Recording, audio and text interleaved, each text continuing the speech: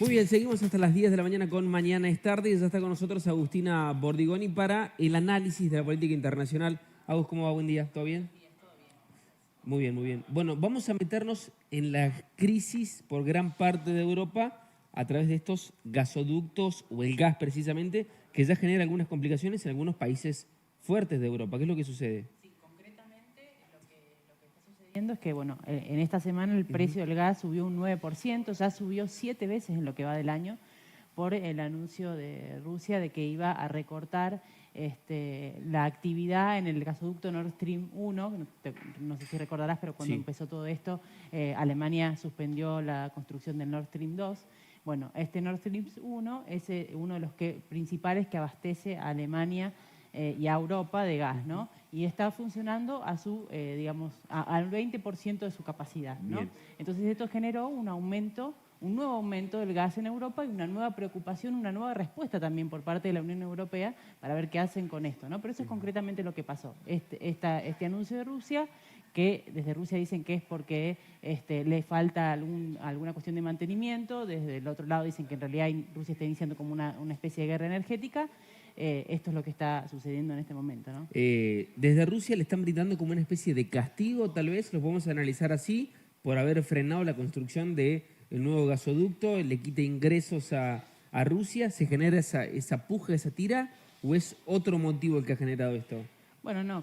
Lo que dice Rusia es que se trata de una cuestión de mantenimiento del gasoducto, ¿no? Que hay una turbina que está en Canadá, que todavía no se las mandan y que es por eso.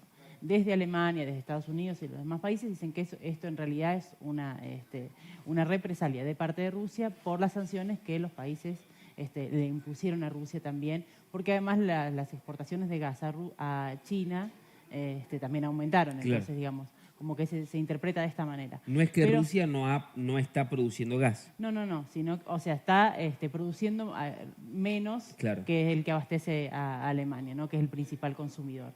Y la respuesta de la Unión Europea en ese sentido fue de reunirse para acordar una reducción del consumo de gas de un 15% de agosto hasta marzo del año que viene, cosa con la que no están de acuerdo todos los países, y yo creo que también eso es una nueva prueba que se le pone a la Unión Europea en este sentido.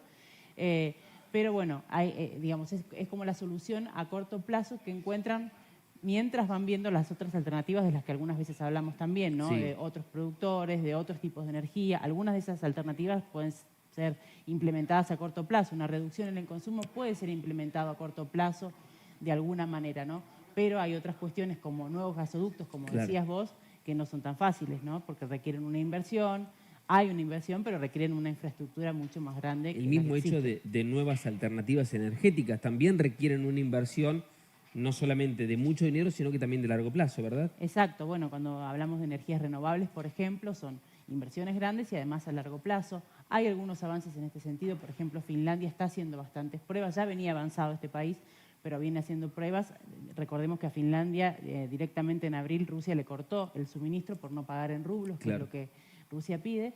Y bueno, por ejemplo, ahora están probando baterías de arena para dar calor a los hogares, ¿no? Pero son cuestiones que demoran su tiempo. Lo mismo el tema de los gasoductos, de la infraestructura. Por eso digo que hay soluciones que se pueden tomar a corto plazo y otras a largo plazo. Entre las que se están pensando a corto plazo también es la utilización de otras energías que no son energías renovables, que ya tienen disponible en Europa, como por ejemplo la energía nuclear.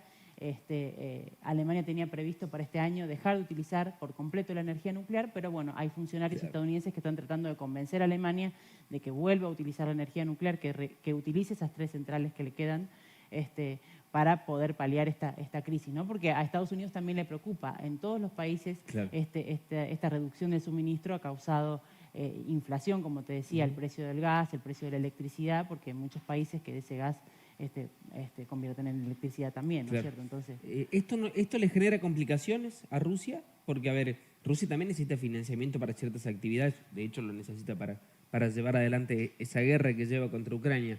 El hecho de que no ingrese ese dinero del envío de gas a Rusia, ¿le genera una problemática o tal vez esto lo puede solventar desde otro lugar?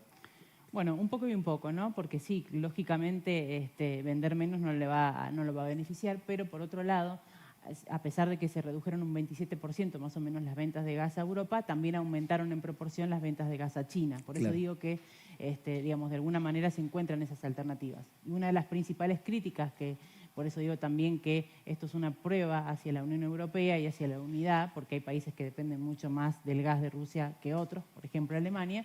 Digamos, esto, el negarse en alguna oportunidad a sancionar más fuertemente a Rusia fue criticado por otros países como que, bueno, en realidad si Alemania le seguía comprando y otros países le siguen comprando gas, esto termina financiando la guerra, ¿no? Sí. O sea que creo que es un poco y un poco. Un poco no le favorece vender menos gas, pero por otro lado está encontrando alguna alternativa.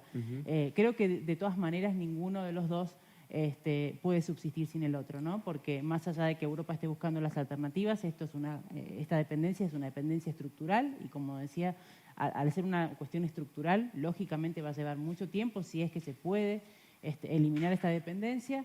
Sí se logró, por ejemplo, en el caso de Alemania, pasar de un 60% del gas importado que sea de Rusia a que sea ahora entre el 35 y el 40, pero de todas maneras sigue siendo un porcentaje alto, ¿no?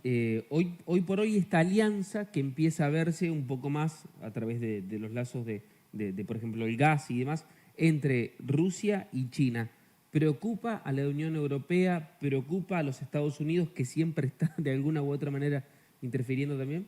Bueno, lógicamente que la cuestión de China y Estados Unidos siempre es mirada, por lo menos desde Estados Unidos es mirado esto como una potencia que puede hacer sombra, digamos, en otro país, pero me parece que la cuestión ahora que preocupa sobre todo es la cuestión económica, porque la inflación, como te decía, es altísima. En Europa tenés países que tienen una inflación interanual del 20%, otros del 6%, del 8%, pero en todos está en crecimiento. También hay un aumento del desempleo y también hay un aumento de la inflación en los Estados Unidos, que además, recordemos, en noviembre va a tener elecciones legislativas, entonces también toda esa cuestión económica yo creo que es la que más preocupa en este momento a los países que te mencionaba recién. Agus, ¿esto puede generar a una mayor crisis? ¿Puede agudizarse la problemática? Bueno, sí, de hecho, como te decía, ¿no?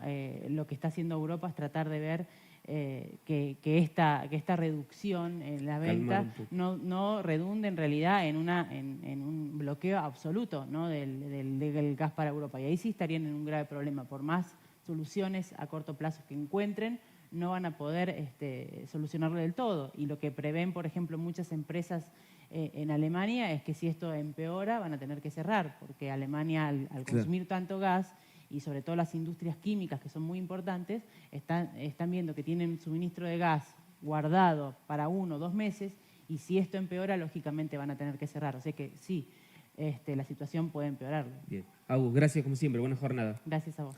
Agustina Bordigoni y el análisis de la política internacional. 24 horas de información.